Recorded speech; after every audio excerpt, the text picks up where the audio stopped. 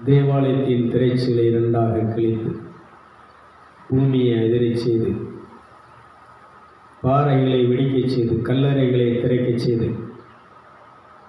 இதற்கு முன்னால் நித்திரை அடைந்திருந்த பரிசுத்தவான்களை புனிதர்களை மகான்களை ரிஷிகளை நீர் உயிர்த்தெழச் செய்து பவனியாக பரலோகம் கொண்டு சென்ற தேக்கில் இயேசுவே, இந்த தேவசாய நிகழ்ச்சியை பார்க்கிற இந்த ஆராதனைக்கு வந்திருக்கிற அத்தனை பிள்ளைகளையும் உங்கள் கருத்தில் ஒப்படைக்கிறேன் ஐயா.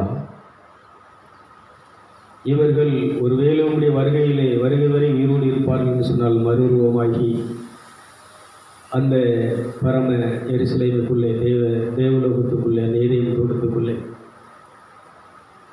அந்த சிங்கார வனத்திற்குள்ளே நீர் இருக்கும் அந்த தேவலோகத்துக்குள்ளே வந்து சேர்வார்களா? ஒருவேளை அதற்கு முன்னாடி இவர்கள் நித்திரை அடைந்தால் இந்த தேவசாய நிகழ்ச்சியை பார்க்கிற அத்தனை பிள்ளைகளும் குடும்பங்களும் ஆராதனைக்கு வந்திருக்கிற அத்தனை பிள்ளைகளும் குடும்பங்களும் இவர்கள் நித்திரை அடைந்து ஏற்காலம் ஓதுகிற அந்த நாளிலே இவர்கள் உயிர் பெற்று நம்முடைய ராஜ்யத்திலே வந்து சேர்வார்களா? இந்த புனித வெள்ளி, இந்த பெரிய வெள்ளி மரணத்தை வென்று சாபத்தை வென்று பாவத்தை வென்று இந்த உலகம் உண்மை ஏற்றுக்கொள்கிற சுவிசேஷத்தை ஏற்றுக்கொள்கிற விசுவாசிக்கிற அத்தனை பிள்ளைகளும் நம்முடைய ராஜ்யத்திலே வந்து சேரும்படி நீர் இந்த நாளை, இந்த புனித வெள்ளியை நீர் இந்த உலகத்தில் 2000 வருஷத்துக்கு முன்பாக நீர் ஏற்படுத்தினீரப்பா. இந்த நாளை நாங்கள் ரிசீவ் பண்ணுவோம். இந்த நாளிலே சம்பாதித்த ஆசீர்வாதங்களை ரிசீவ் பண்ணுகிறோம். சிலுவையிலே சம்பாதித்த தேவ சமாதானத்தை ரிசீவ் பண்ணுகிறோம். தேவனுடைய ராஜ்யத்தை ரிசீவ் பண்ணுகிறோம். அந்த ஆவியின் வரத்தை கனியை நாங்கள் ரிசீவ் பண்ணுகிறோம். இதோ உங்கள் பிள்ளைகளாகி நாங்கள் வீட்டுக்கு எடுத்து செல்கிறோம். இதை எங்கள் வாழ்க்கையிலே நாங்கள் முழுவதுமாக பயன்படுத்தி தேவனே உமக்கும் எங்களுக்கும் எதிரியாக இருக்கக்கூடிய சாத்தானையும் அவன் கூட்டத்தாரை அழித்து இந்த பூமியிலே இருளிலே வாழக்கூடிய மக்களை, பாவத்திலே வாழக்கூடிய மக்களை, பிசாசின் பிடியிலே வாழக்கூடிய மக்களை விடுதலை செய்யும்படி எங்களை நீர் உபயோகப்படுத்துவீராக, பயன்படுத்துவீராக.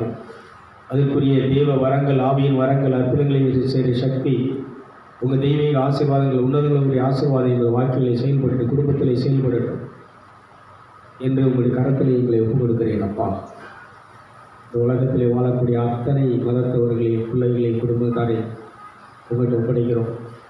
விசேஷம் மறுபடியும் இந்தியாவிலே இருக்கக்கூடிய அந்த சிக்கலில் ஆபத்திலே மாட்டி இருக்கக்கூடிய அந்த 36 கப்பலையும், அந்த கப்பல் மாலுமிகளையும், அந்த கப்பலுக்கு பாதுகாப்பாக இருக்கக்கூடிய போர் கப்பலையும், போர் தளபதிகளையும், போர் வீரர்களையும் உங்கள் கருத்தில் ஒப்படைக்கிறோம் அப்பா. அவர்களையெல்லாம் நீர் பாதுகாத்து பராமரித்து பயமில்லாமல் கவலை இல்லாமல் அவர்களை பத்திரமாக கொண்டு வந்து சேர்க்கிறேன். உங்கள் ஜீவனை கொடுத்து அவர்களுடைய ஜீவனை காக்கிறீரப்பா. நாட்டுக்காக தன் ஜீவனை பொருட்படுத்தாமல் இதோ அந்த கப்பலில் இந்தியாவுக்காக தன்னுடைய வாழ்க்கையை ஒப்பு கொடுத்து அந்த வேலையை செய்கிற அவர்களை நீ பாதுகாத்தவர்கள். தன் ஜீவனை இழக்கிறவன் அதை காத்துக்கொள்கிறான். அந்த வார்த்தையின்படி தன் ஜீவன் போனாலும் பரவாயில்லை என்று சொல்லி இந்த இராணுவத்தில் இருக்கக்கூடிய இந்த கப்பலில் இருக்கக்கூடிய அத்தனை பேர் ஜீவனையும் நீங்கள் பாதுகாக்கிறீங்கப்பா.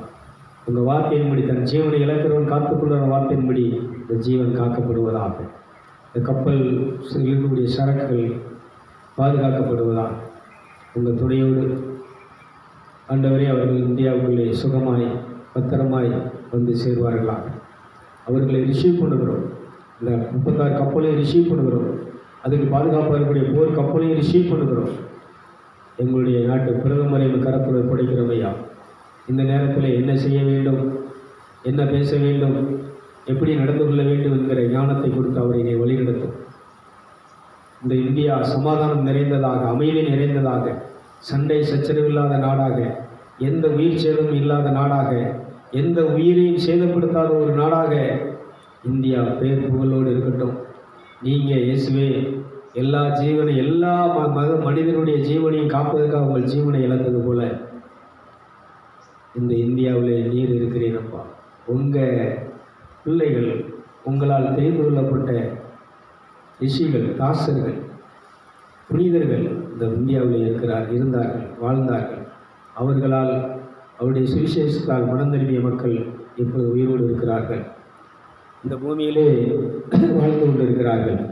கன்னியாகுமரி பகுதியிலே சபரியாருடைய பிரசங்கத்தை கேட்டவர், கேரளா திருவனந்தபுரம் பகுதியிலே சபரியாருடைய சுவிசேஷத்தை கேட்டு மனம் திரும்பிய மக்கள் கிறிஸ்தவர்கள் இருக்கிறார்கள். உண்மை கிறிஸ்தவர்கள் இருக்கிறார்கள். உன்னுடைய நீதியின் வஸ்திரத்தை தரித்தவர்கள் இருக்கிறார்கள். உண்மை என்னும் மார்க்க கவசத்தை தரித்தவர்கள் இருக்கிறார்கள். விசுவாசம் என்னும் கேடயத்தை பிடித்தவர்கள் இருக்கிறார்கள்.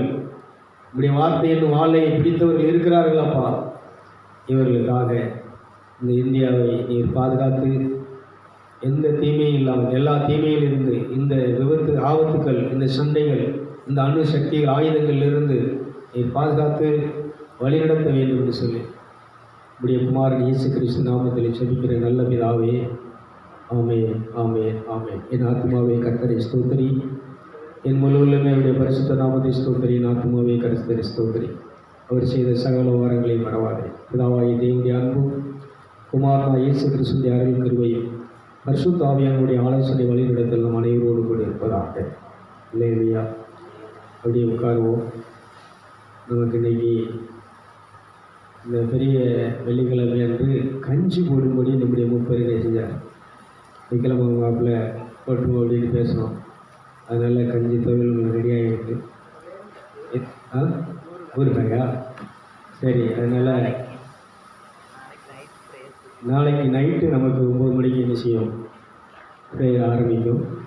இந்த உயிர்ப்பு நாள், இந்த உயிர்ப்பில் நமக்கு என்ன நடக்கிறது, என்ன ஆசீர்வாதங்கள் கிடைக்கும் அப்படிங்கிறத பார்க்க போகிறோம். இந்த உயிர்த்தெழுதல் எவ்வளவு சக்தி வாய்ந்த, இந்த உயிர்த்தெழுதல்னால் இந்த பூமியில் தேவனுடைய பிள்ளைகளுக்கு எவ்வளோ பெரிய நன்மை ஆசீர்வாதங்கள் வச்சுருக்கிறார் என்பதை நாளைய நைட்டில் இருந்து நம்ம என்ன செய்வோம் பார்ப்போம்.